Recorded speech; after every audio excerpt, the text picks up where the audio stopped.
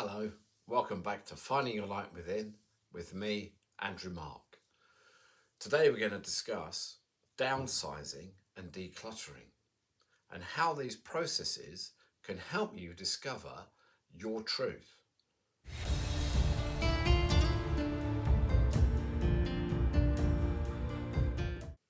I remember a time back in England. I was living in a terrace house at the time, and in the living room there was a fireplace down the centre of one of the walls. And on either side were these shelves, I think 3 shelves, and on those shelves I had all my books that I'd read. Every time I read a book, I placed it up on the shelf. And I was sitting in the living room that particular morning and I was looking at the shelves, and I remember I thought to myself, wow, look at these books I've read. And they were, I thought about the width of all those books and how many words were in there. And I felt this sense of pride. I think at the time I had War and Peace on the shelf, and other classics of English literature and translated into English language. And almost at the same time that thought occurred to me of, oh wow, look how many books I've read, I just thought, how absurd. Who cares? No one's coming to have a look at the books I've read. I don't expect anybody to walk in the door and be impressed by what I've done. It was just crazy. And it made me realise that I didn't need to hold on to the books. It wasn't the physical book that was important to me.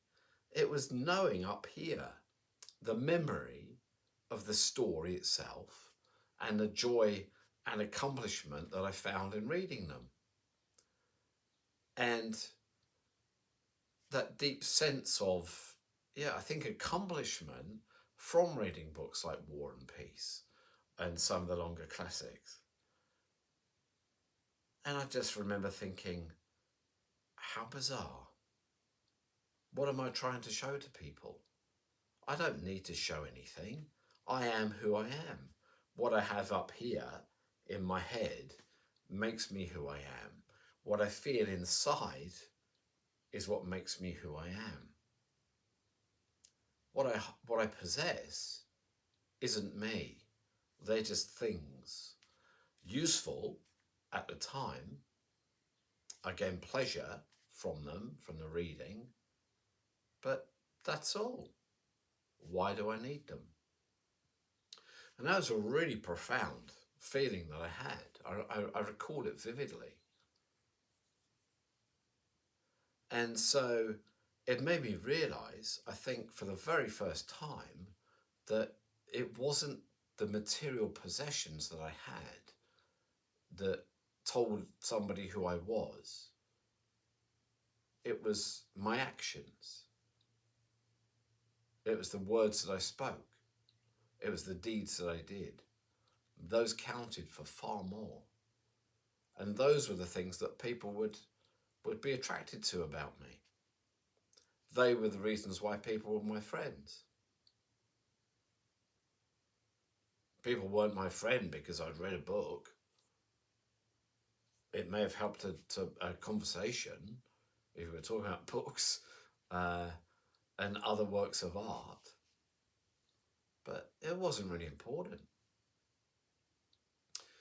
When it got to 2005, the end of 2005, and I'd resigned from my position at IBM, I was living in an apartment in England. I'd returned from Hungary, from Budapest, and I still had all of the furniture and all of the things that I had collected in my life up to that point. 35 years of living, of gaining things. I was going overseas. I was going to go backpacking with my partner at the time. And I had this feeling that I didn't want any commitment back in England, that I needed to leave it behind. I don't know what gave me that feeling, but I just remember having it. That if I was going to go and do this travelling, I didn't want to have to come back again. I didn't want the ties that pulled me back, the strings that pulled me back. And so I decided I would sell off and give away everything, or as much as the possessions I had, I would give them away and sell them. And so I embarked on doing so. Now, some of these things, some of these possessions that I had been with me for many, many years. My racing bicycle, for example, it was a treasured possession. I'd cycled it for hours upon hours, mile after mile. I'd slogged on the back of that thing, up and down the hills, around the roads of the local town, wherever I'd been with it. But ultimately, I couldn't take it with me, and I had nowhere to store it. Yes, I could have paid for a storage container somewhere, but as I said, I didn't want to. I didn't want that commitment, that financial commitment, but also the burden of the possessions that I had to return for them at some point. I wanted to free myself up completely. And I think I realised at that point that's what I was doing. I was gaining my freedom, my absolute freedom. And so I did. I went onto eBay and I started to sell off the larger items that I had, the furniture, the chest of drawers, the wardrobes, the bed. I started to sell those. The bike went, and I began the process of downsizing and decluttering. I remember opening up cupboards, and inside the cupboard I had all these items, things in boxes that had been in boxes for years, that had been around with me everywhere I'd been. They'd been with me. When I moved to Hungary, when I moved to Budapest with the company, they paid, it was an international assignment, and part of that deal was that the company paid for me to transfer all of my belongings over to Budapest. So everything I had arrived in Budapest with me in my apartment over there. And it came back to England at the end. And so I had all these things, and many of them, I realised that many of them, if they're in boxes and in the back of a cupboard, or even under the bed in boxes, they're out of sight, they're out of mind. And if they're out of mind, then I don't need them. I don't use them. Why do I need it? It had no purpose, no value anymore. If I had something, I've always been like that in my life. If I did have something, I bought something, I derived a huge amount of pleasure from it, from using it, from experiencing it. And that has always been the value of a possession to me. It's not the ownership. That's never been important. It's what you get from it by using it. That's the importance. So I opened up my cupboards and I pulled things out from under my bed, and I just went through and I said to myself, if I haven't used it for a number of years, I don't need it. And I cleared out. I gave things to family, and I gave things away to charity shops. Items I knew I couldn't sell, I just gave away. If people wanted them, and if they didn't want them, well, I didn't have an alternative, I had to throw them away. It was interesting to do it. But at the end of it, I felt released. I felt free. This was baggage that I'd been pulling around with me everywhere I went, and every possession had a physical weight. But more than that, it had an emotional weight, a psychological weight. by being free of it all, I felt free. My ties to my old life were severed, they were cut, and I could walk away. Now, I had some backlash from people. People said, "Oh, you don't, I bought you this, don't you care?" And that really wasn't the point. Of course I cared. I cared when they gave me the item. I was very grateful for every gift I ever received. I really do. And I treasure them. But if I've used the item, why would I still need it? I have the memory of the opening of the present, if it was that kind of gift on a birthday or Christmas.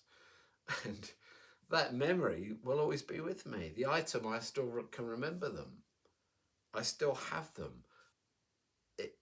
The love of the person and the gratitude for the person that gave you something counts far more than the item itself. I think that's fundamental for me. It always has been. I was talking to somebody the other day about the shopping experience at Christmas, and I was saying how much I enjoyed going out and shopping for people, because I would think about each person and go round the stores looking for things that I knew that person would like. I treasured them, the person. I treasured the idea I had of them. I treasured the love that I had for them and the wanting to please them, to think of things that would please them. And so for me, receiving gifts, it's always been about that. It's about that that somebody thought about you. That's the true gift, I believe. So nobody could take that away from me. It didn't matter I didn't have the item. I still remembered the person, and I loved them for giving me that gift. And that love would never diminish because I didn't have the gift. And so I kept some sentimental items, things that were irreplaceable. Photographs, for example. I scanned paper photographs. I scanned and saved onto, at the time, CDs. And I disposed of the paper. I had them in a different medium, a different form. So I didn't need the bulk. I didn't need the box full of the original photographs any longer. I had them stored somewhere else. And I discarded the physical photographs. Records or CDs that I had. Vinyl, I had on cassettes. And quite often, if I had really enjoyed an album, I had bought the CD version anyway. And so with some of those CDs, I recorded them onto USB memory. Or no, it didn't, because that wasn't a thing back then. I kept a very small selection of my favourite CDs. I think 5 or 6 of them. CDs that meant something deep to me, some really deep connection. One of them was Jewel, Pieces of Me, her first album. And another one was Jamie Winchester. He was an Irish musician who lived in Budapest, and he performed at a concert with a classical orchestra and his band. It's called Wooden Strings. And the double CD of that concert, which I attended, I kept. It was very meaningful for me, of my time in Budapest. I kept other items, letters from my great aunt, or letters from my sister when she was at university. I still have those, in fact, even now. Those are priceless to me, and I would never discard those. So sentimental items, yes, I kept, but not many. I just kept the ones that absolutely meant something to me, and everything else, it went. at the end of the exercise, the downsize and the declutter, I managed to get down to, I think it was one large suitcase and two boxes, like Apple boxes. So I guess like a meter, yeah, like a meter long-ish, maybe just under, by about 60 centimeters or so square. And those I was able to store in my parents' attic. They wouldn't have anything else, and I didn't have another choice. I didn't want another choice. And I think I stored in the suitcase, I had some, because I was going to Southeast Asia, to the tropics. I knew I wouldn't need winter clothing, and it was the winter clothing that I kept back.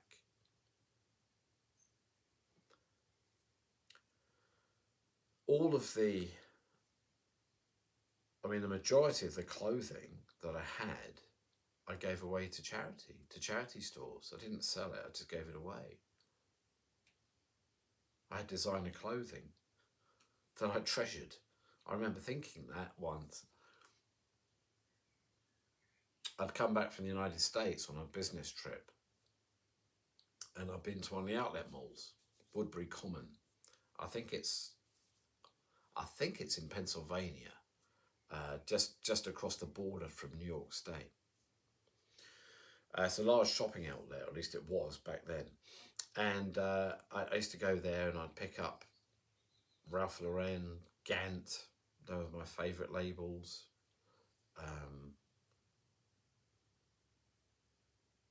Yeah, and I'd pride myself in having the little logo on my shirt, the emblem. I thought it said something about who I was. Look at me, I've made it. But again, it's meaningless. The clothes do not make the man, as they say. None of that was important. I knew what I'd done in my life. I knew what was truly important in my life. And it wasn't really the clothing. It was as though I was shutting the door at that time, at the end of 2005. I was closing the door on my old life. I'd just put it away. It was done. And I walked into a new life, an unknown at the time, completely unknown. I had no idea what I was getting myself into. Now, so what came of that? Well, the feeling I had when I downsized and decluttered, I got rid of everything, I had this amazing sense of freedom. I didn't feel weighted down by everything that I owned. I didn't have to think about insuring things anymore. My life became simpler. The less I had, the more simple my life became. The less things I had to maintain, the less things I had to worry about. And I lived, or at least I began to live, a much more basic life. A life where the things that I did far outweighed the things that I had. And that marked the true beginning of my spiritual journey and the growth of my inner being. And I believe it was absolutely fundamental in helping me to unlock my true purpose. I could not have travelled and maintained and sustained my travelling without doing so. Wherever I went, though, if I stayed for a period of time, for example, when I was in New Zealand, when I came here the first time to study, I lived in a house share. So I had a room in a house share. And of course, I needed certain things. Bought myself a mountain bike, bought myself a car so I could get around and see places. What else did I have? I had a skateboard. I got myself into skateboarding back then. And I had a pair, I'd taken with me actually over to New Zealand, a pair of snowboard boots that I'd bought. Because I was snowboarding at that time. When I left New Zealand, 2010, I was heading to South Africa, and I didn't need the boots. I couldn't take the bike again. I couldn't take the bike with me or the car with me. So I sold those, and I went through another downsizing stage. And so when I went to South Africa, again, I left a suitcase of certain clothing behind, and I just took those things that I would need. My backpack with clothes, and that was it. When I went to Costa Rica and I was scuba diving, I'd become a scuba diving instructor. I had one bag of scuba diving equipment, so I had a dive bag, and I had my backpack, and that was it. Those were my possessions. When I left Costa Rica, I made a decision. I knew, I think deep down, I knew that my scuba instructing days were over, or at least coming to an end. That chapter of my life was coming to a close. So, I remember doing this. As a diving instructor, you have a dive manual, and you're given a hard copy. So Paddy produced them, the Professional Association of Diving Instructors, of which I was a member, and all the dive slates, the instructional slates, all those things, certain instructional material that I had in hard copy. I knew that I had it in soft copy too, as PDF files at the time, and so I discarded the hard copy.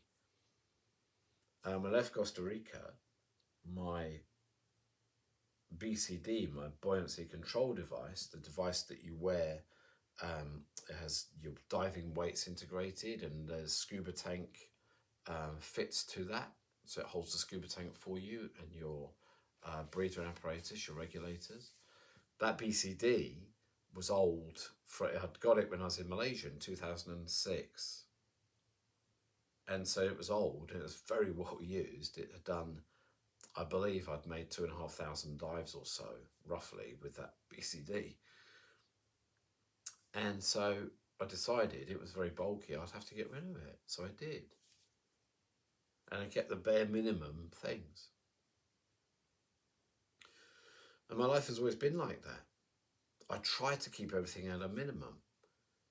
But now, since I've been teaching New Zealand for the last 10 years or so, I have a house, and in the house that I rent, I have a lot of possessions. I need them. You do need them to live a certain life. It's almost unavoidable.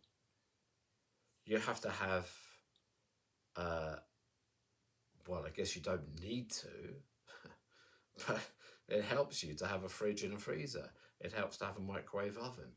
It helps to have a sofa to sit on or a chair to sit on. It helps to have a table. It helps to have a place where you can do your work. You have to have towels. You have to have, clothes for work. You have to have clothes for outside of work. I have a bicycle again. In fact, I have two bicycles. One I was gifted, and the other one I bought for myself. I've got a car so I can get around and go places. I've got skateboards. I've got a guitar. I've got a ukulele. I've got 3 surfboards. I've got wetsuits for surfing. Got a bed that I sleep in. I've got books that I've written, books that I've read. I try to keep everything minimal now. I use the library. Instead of buying books, I use the library, or I buy them second hand, used, and then I give them away, or I pass them on again. Very rarely do I keep anything. In fact, the only book that I choose to keep always with me is The Alchemist, because that has sentimental value to me. It's not the original copy I read that had been loaned to me, but it was one that was gifted to me. But I keep the book because of its significance in my life. It played a key part in helping me to unlock my true self. For that, and I like to reread it. At least once a year, I'll read it again. Remind myself of the journey and the need to continue. So, material possessions, they weight you down. They hold you to a place. They do that psychologically because they can't, they're inanimate. They can't physically grab hold of you, but they do. They have a way of psychologically holding you somewhere. The more you have, the harder it is to move on. You know that you just can't get up and go. I mean, ultimately you could, of course. I could walk away from this house and all these things I have here, and that would be it, right? And I could leave the furniture behind, but I wouldn't do that out of a sense of responsibility to other people. I don't think that would be the kind thing to do, so I'd never do that. But everything you have holds you. The more you have, I mean, there's a financial side to this as well. The more you have, the more you have to maintain. You have to repair if it breaks. You have to replace it if it breaks, if you truly need it. You have to insure it against loss, against breakage, against theft. So all these things have a financial toll as well. You know, the more you have, the bigger space you need in which to house it, in which to put it. So that creates another burden. And so this is what happens. Through life, we gain possession. It's almost inevitable in a way. And the more that we gain, the harder it becomes to free ourselves from it. And I believe that we must free ourselves from it if we're to find our true self and our true purpose. Because it clutters your mind and it clutters your life. It gets in the way of finding that peace and calm and quiet, that stillness that you need to make that connection to your inner voice, to your true self inside. They become distractions in your life. And so decluttering and downsizing are absolutely fundamental in the journey towards being your true self, finding your authentic self, living with your purpose. They are processes that are fundamental in helping you to discover and live your dreams. That's what I've found. I'm not saying this because I've read it. I'm reliving my own personal experiences of having done so. And I think that's important. So in this video, I've covered why downsizing and decluttering are important for you. I've shared with you my own personal experience of doing so, how I did that for myself, the process I went through. And I've shared why it's important to do so. Because it helps you to be your true self. Your spiritual self. You are never the things that you own. That's never going to be you. At some point in your life, it will end. And at your end, at the end, you cannot take anything with you. So what becomes of it? It goes to other people, or it gets thrown away. What value does it have? Well, only you can decide.